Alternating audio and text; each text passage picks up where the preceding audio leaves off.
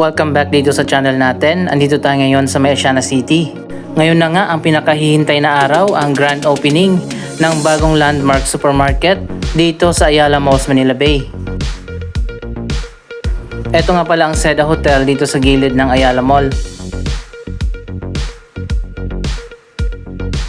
Andito na nga tayo sa harap ng mall. Ayan, makikita naman natin, may ongoing pa rin na construction dito sa Landmark Building. Pero ang sabi nga doon sa announcement, ngayon na nga ang araw ng grand opening.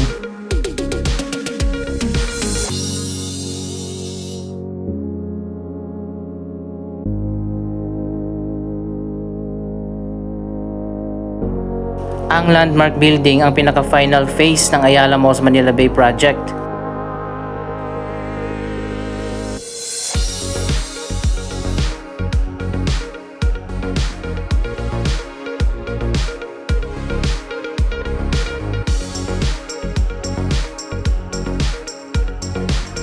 Tuloy kaya ang grand opening. Ngayon makikita naman natin, hindi pa nga tapos ang construction.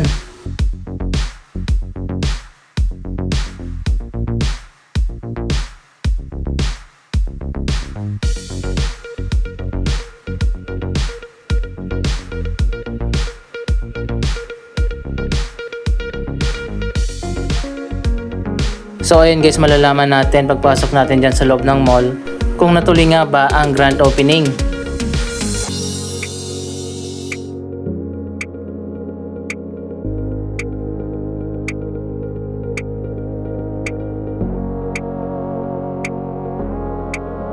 Pasok muna tayo dito sa loob ng mall.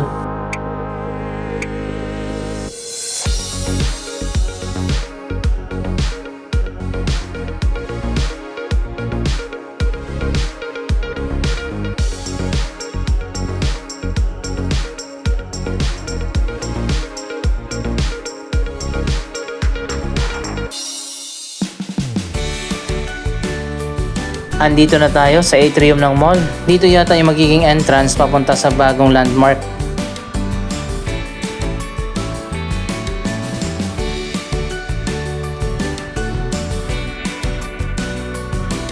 Uy, totoo nga, bukas na ang bagong Landmark, pero nasaan? So ayun guys, makikita naman natin, empty pa dito. Sarado pa nga itong buong floor.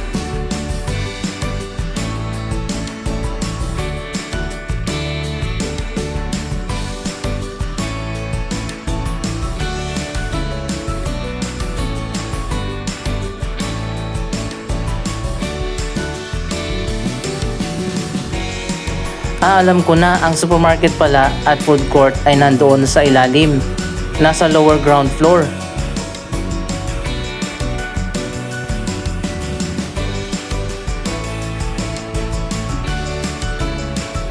Dito siguro sa taas ang department store. Ang sabi nga doon sa announcement, ang supermarket at food court lang muna ang magbubukas. So ayun guys, this is it. Tuloy na nga ang grand opening ng bagong Landmark Supermarket.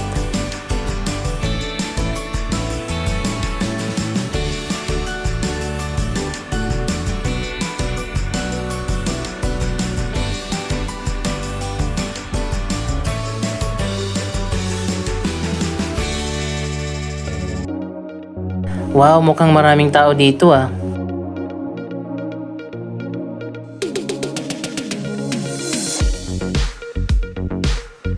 Wow, tingnan nyo naman, napakaganda na magiging food court. Pero yun nga lang, hindi pa pala open.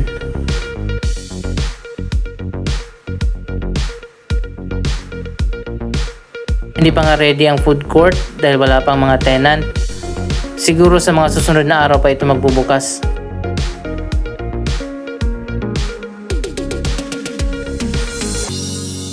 Wow, ang ganda oh. Parang katulad ng design sa bagong food court ng Landmark doon sa may Trinoma.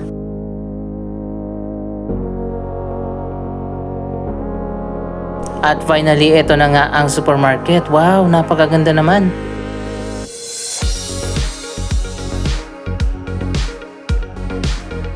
Mukhang malawak din ang supermarket dito.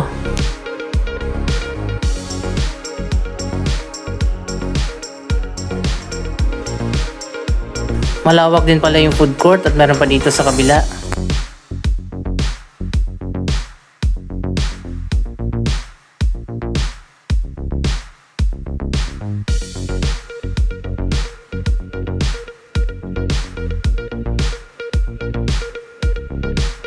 So ito na nga yung hinihintay nating lahat, ang walking tour dito sa bagong Landmark Supermarket.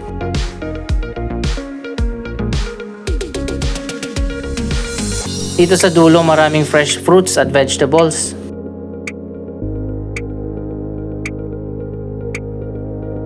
At nandito rin ang meat section.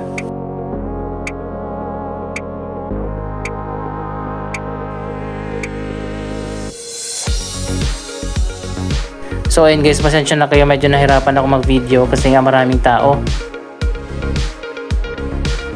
Mapapansin naman natin, maluwag yung mga aisle. Ito ang nagustuhan ko dito sa bagong Landmark Supermarket. Napakaganda ng ceiling at interior design.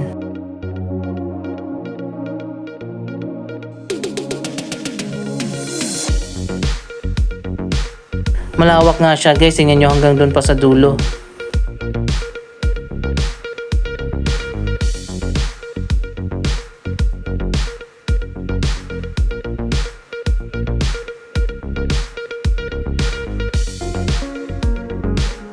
Ang ganda, tingnan nyo, maliwalas pa dito sa loob.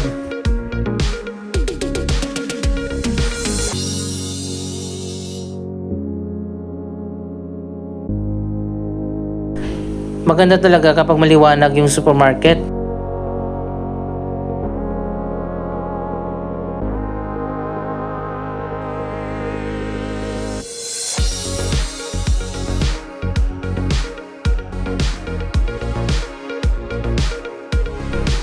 Medyo napaaga tayo ng punta dito at maya maya siguro dadami na yung tao kasi nga ay grand opening ng bagong supermarket.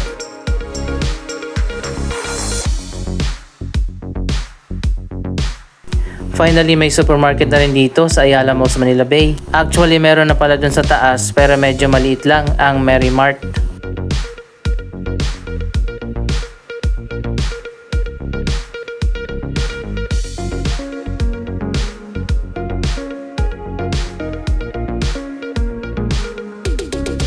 Ang ganda talaga ng interior design, no? Para kang nasa 5-star hotel. Mas okay na rin dito kapag bukas na ang food court. Mas marami na magiging choices sa mga pagkain. Siguro nga dito sa taas ang department store, pero coming soon pa.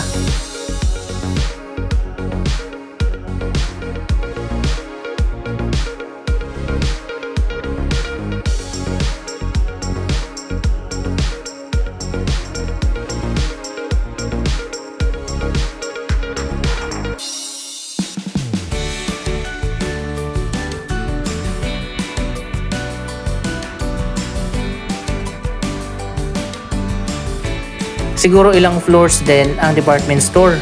Ayun, makikita naman natin, opening 2025 pa.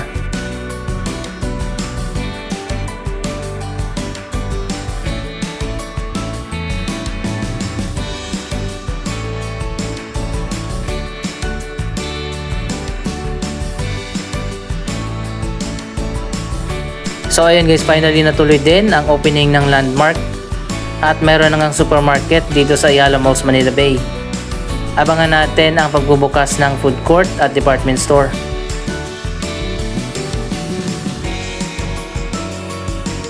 Isa pang supermarket ang magbubukas dito sa Asiana City, ang Landers Superstore.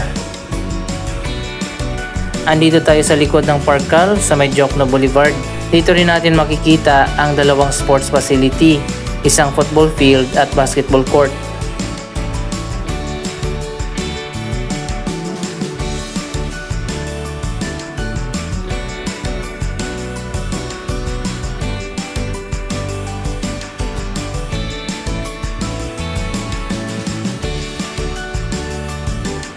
Dito nga sa kabila ng Jokno Boulevard, itinayo ang bagong Landers Superstore.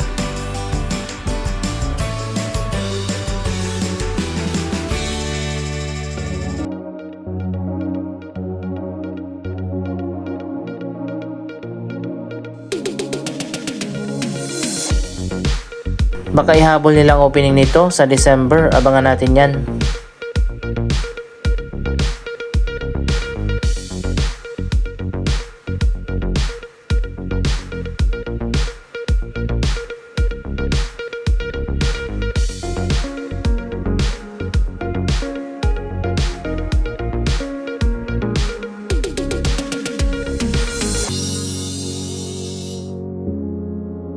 Isa pang mega project na matagal na nating inabangan kung saan ba talaga itatayo dito sa Asiana City, ang bagong St. Luke's Medical Center.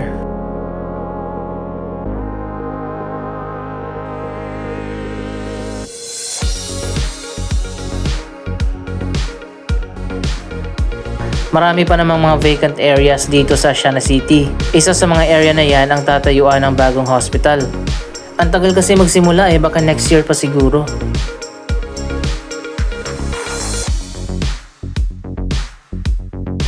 Ito na ngayon ang latest na progress sa bagong Mid-Park Towers. Ito ang pinakabagong residential condominium dito sa Asiana City.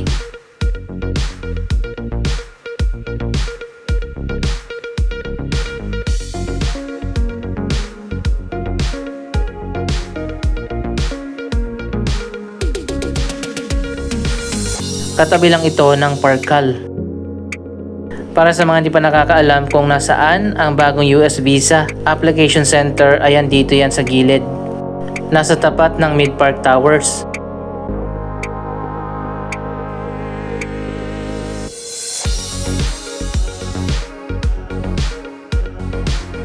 Hanapin nyo lang itong Kogon Building at meron dyang lobby sa baba kung nakaschedule na kayo na pumunta dito sa bagong US Visa Application Center.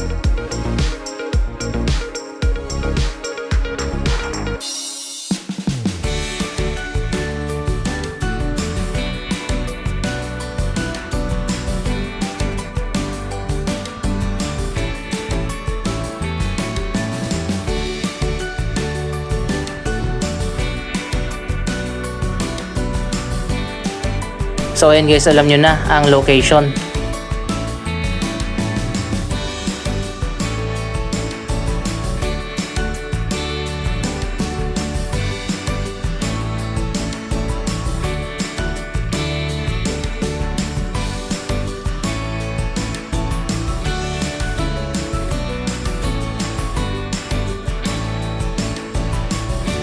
Patuloy din ang progress ng Parkal dito sa Asiana City. Mas marami na rin mga bagong stores at mga restaurant ang nagbukas dito.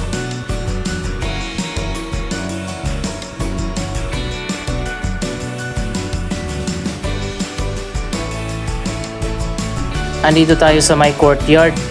Meron ditong Tree of Life at artificial pond.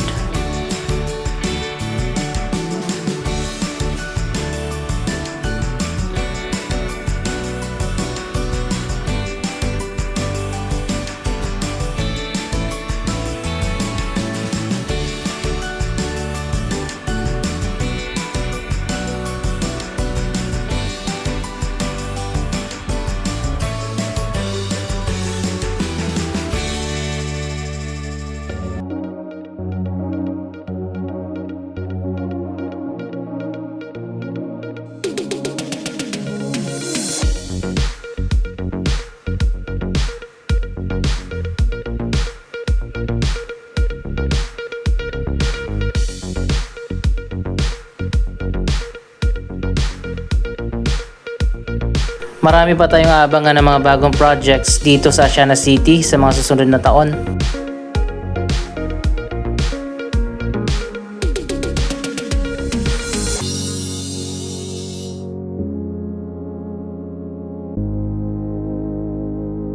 Malawak din yung mga bakanting area dito.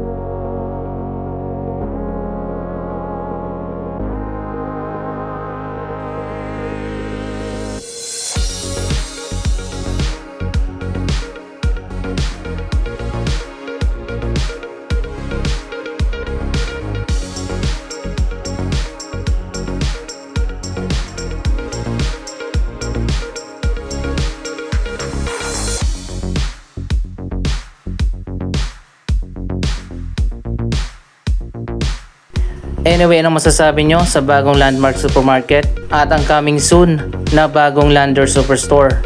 Mag-comment lamang dyan sa baba ng inyong mga reaksyon. Maraming salamat sa inyong panonood. Don't forget to like, share, comment at subscribe. Thank you for watching.